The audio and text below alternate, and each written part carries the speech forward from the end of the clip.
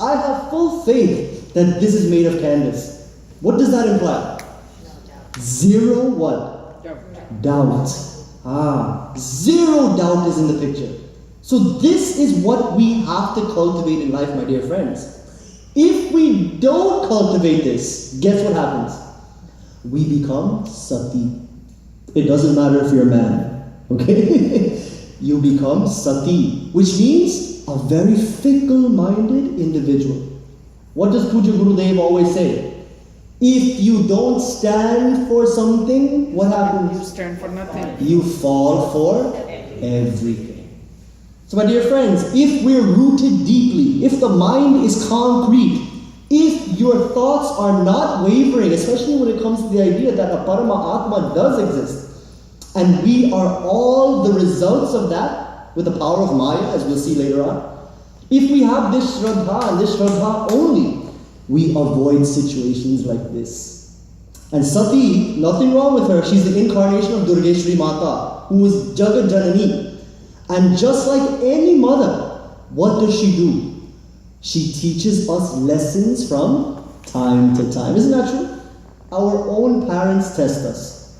I remember when I was very little and Christmas time came and mom put those cookies on the counter and she said, Santa will come. She used to test me to make sure I won't eat those cookies before he came. Right? And what that test was, we won't go into, but she carried out such tests. Tests to exemplify our potentials. Tests to make sure we are going on the right path. Sati shows us, my dear friends, how not to be in order to move forward. When Lord Shiva asked Sati, he said, Leenha paricha kavana vidhi kahahu satya savabat. Tell me the truth. What exactly, in what way did you test Sri Ram? You know what her response was? Sati samujhi raghubir prabhau bhay bas siva sana leenha durau kachu na paricha leenha gosai keenha pranamu tumharahi nai. What this means we'll go into a bit later. Understand this one point. When Sati disguised herself as Sita, Lakshmana and Sri Ram were walking in the forest. Isn't that true? As soon as Sri Ram saw Sati, you know what he said? He said, Oh Ma, Parvati, what are you doing here alone in this forest? Where is Lord Shiva? And mind you, she was identical to who? Sita. It was at this point, my dear friends, where Sati Samuji Raghuvira Prabhau, she finally understood the greatness of Shri Ram. But, Bhai Basa Siva Sanakinha Durau, because of her fear and her embarrassment, what happened? She hid the whole thing from Lord Shiva. And then what happened? Kachuna Paricha Leenha Gosai. Now she's saying, I took no such exam. This exam that you're talking about, I saw Sri Ram and I saw his greatness and I left only. What I did was, Keenha pranamu tumhara hi nai. All I did was my salutations to him and I left. So what was the first thing that we have to avoid? Can you tell me? Doubt in who? Guru, Shastra and God. In order to connect the link between all of us, God and Paramatma, what do we have to have first and foremost? Shraddha. Then, my dear brothers and sisters, we have to discount any idea of the slightest what? Deception towards these people. In life, and not you, the people in New York, what's very easy for them to do is go in disguise to Bhagavan through their appearance and also their words. You see this? When we're in the precincts of the temple, it's very okay to be one way. We speak about Paramatma. We speak about togetherness. We speak about greatness of our Lord, greatness of each other. But then what happens when we leave the precincts of the temple? What happens when we leave the precincts of the mandir? When we leave the precincts of the meditation room? Where is that peace? What we have to start doing, my dear friends, is keeping our mind in line with all that we've practiced to tune the body well, to be the best jiva possible first. You see the progression? First you integrate mind and intellect. You become yukta. Only with this can right decisions be made. Sati here obviously did what? She made the wrong choice. You see? Sati Samuji Raghuvira Prabhau. She did something good. She saw the greatness of Sri Ram. But Bhai Basasiva Sanagin Hadura. She told a lie to her Lord. And if we're not vigilant, my dear brothers and sisters, the mind, especially the fickle-minded mind, the mind that is ayukta. Ayukta means what?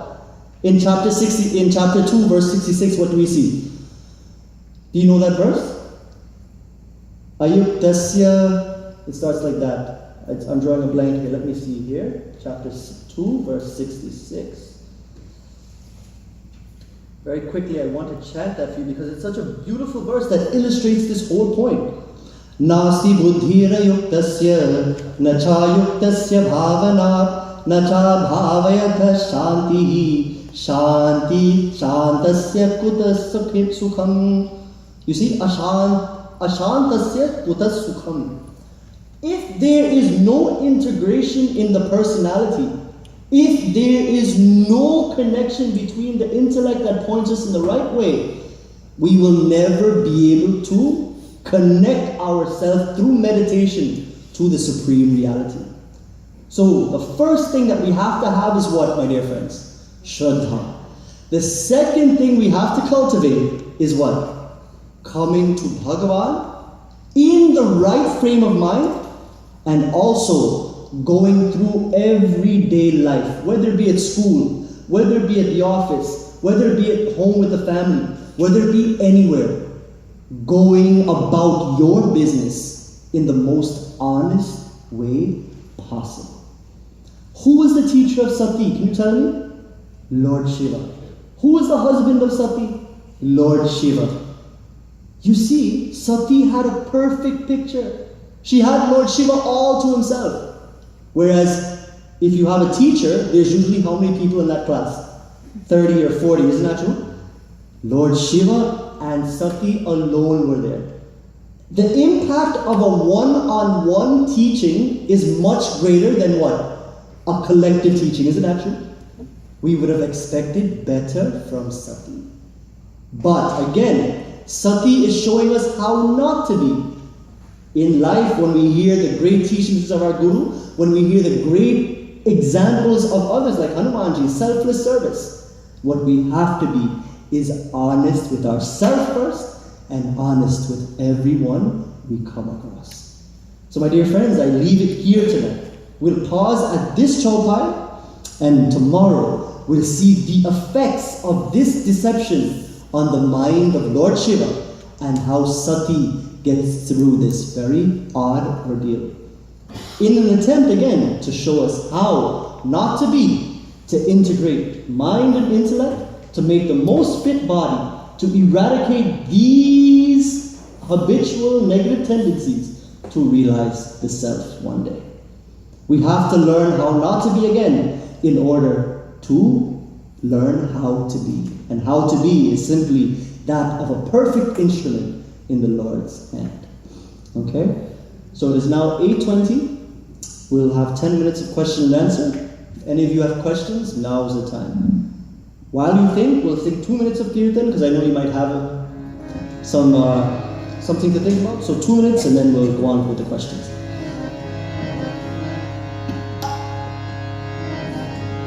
Shri Krishna Sharanam Mama.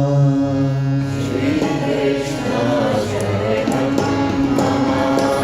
Shri Krishna Sharanam Mama.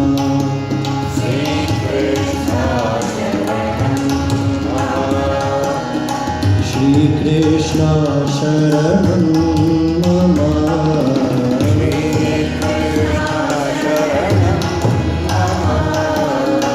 Shri Krishna Sharanam Mama.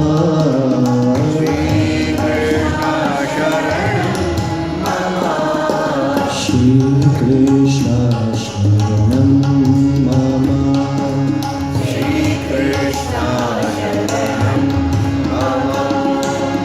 Shri Krishna Sharanam Mama.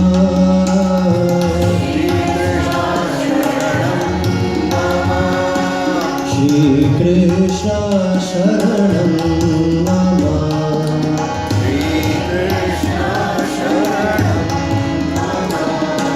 Shri Krishna Sharanam Mama.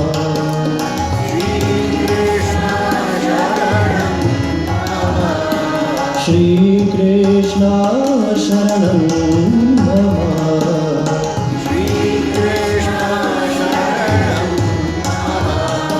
Shri Krishna Sharanam Mama.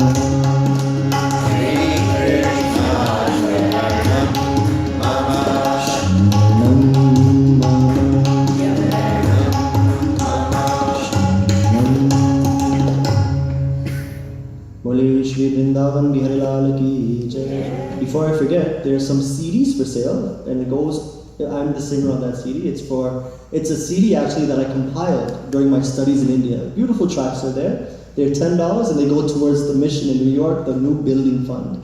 And also, the second announcement is that tomorrow morning at 11 a.m. we have our Bhagavad Gita chapter 7 gyana here. So those of you who are interested, at 11 a.m. we'll have that. So at this time, we'll have questions. Any questions?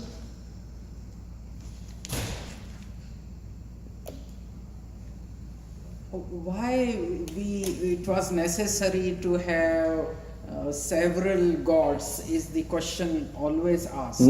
So in Hinduism, is there anything to that question? Anything else? No, that's it. So in Hinduism, it's very interesting. How many gods are in Hinduism first off? Do you know? One. Bhagavan एक ही है, लेकिन रूप अनंत है. Just like Ananta Vai Vedaha. There are innumerable what? Vedas. But what is the common link between all Vedas? Paramatma. Isn't that true? No matter how many different ways you serve a dish, what is the main thing about each dish? It gives us what? Nutrition.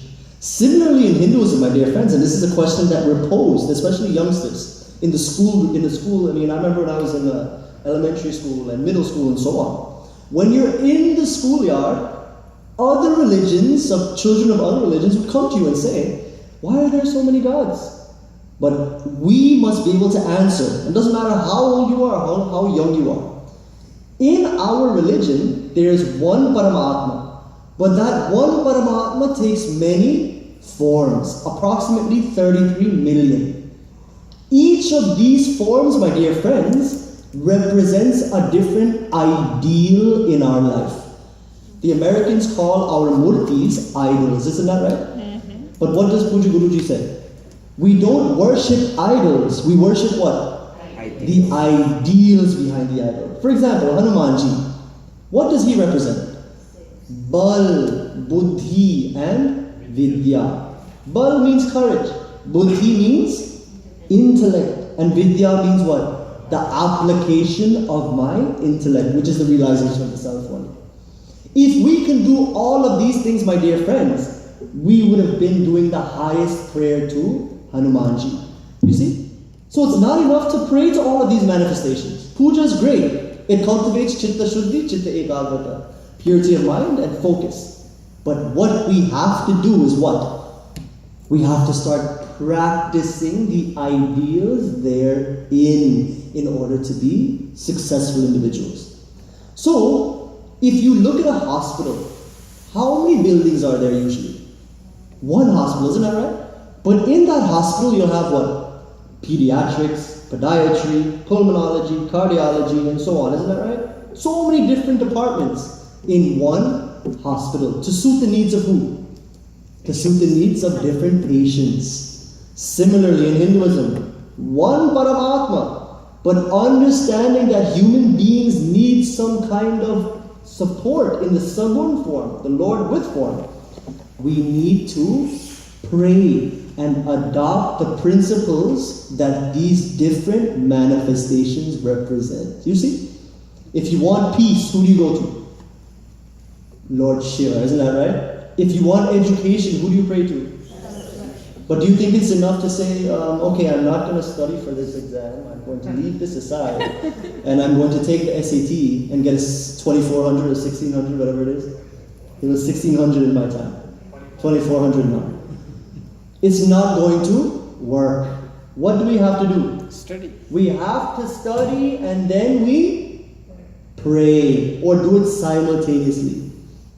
This is the key. Hinduism gives us that much scope in all aspects of life to do our best through the many manifestations. But understand that that Lord is one. In our textbooks in school, what do we see? Polytheistic, isn't that true? Hinduism is a monotheistic religion, but that one God takes many forms to suit the needs of its devotees. Whether you want peace, if you want happiness, if you want strength, if you want wealth, there is a God or goddess for you. But that Lord, that one mega Lord, which is called the Supreme Reality, He is one. Is that okay? Very good, thank you. Any other questions? So in the discussion today, you said there was sixfold. You said there was Shama, Dhamma, Uparkama, Tiksha, and then we missed the last. So, okay, this is the Shamadhi, Shatka, Sampatti, the sixfold one, which is the third of what? Sadhana Chatushraya. So let's go over Sadhana Chatushraya first. What is it? Nitya, Anitya, Vastu Vivek. Understanding the difference between what? Reality and temporariness. Is that right? Then we have Vairagya, which is what? Dispassion. What that is, we'll see later. Then we have what? Shamadhi, Shatka, Sampatti. And what that is Shama, Dhamma, Uparama, Titiksha, Shraddha, which we discussed, and also Samadhanam, which means single-pointed focus. Only when you have these 6 ingredients, my dear friends, can you have what? Mumukshu Dvam. They're all interconnected. Once you cultivate all these things, you are well on your way to an integrated mind. Yukta, not ayukta. Ayukta is what we saw in Sati's case. Yukta is when you integrate the mind and intellect to be the fittest instrument to realize the self one day. You see? Does that answer your question? Okay. Any other questions for today? What I recommend you doing is, before you come tomorrow, and we'll have this talk for 6 sessions straight, and it gets even more interesting. This is just the tip of the iceberg. Bring paper and pen to take notes, and also to write questions. That will help you tremendously, okay?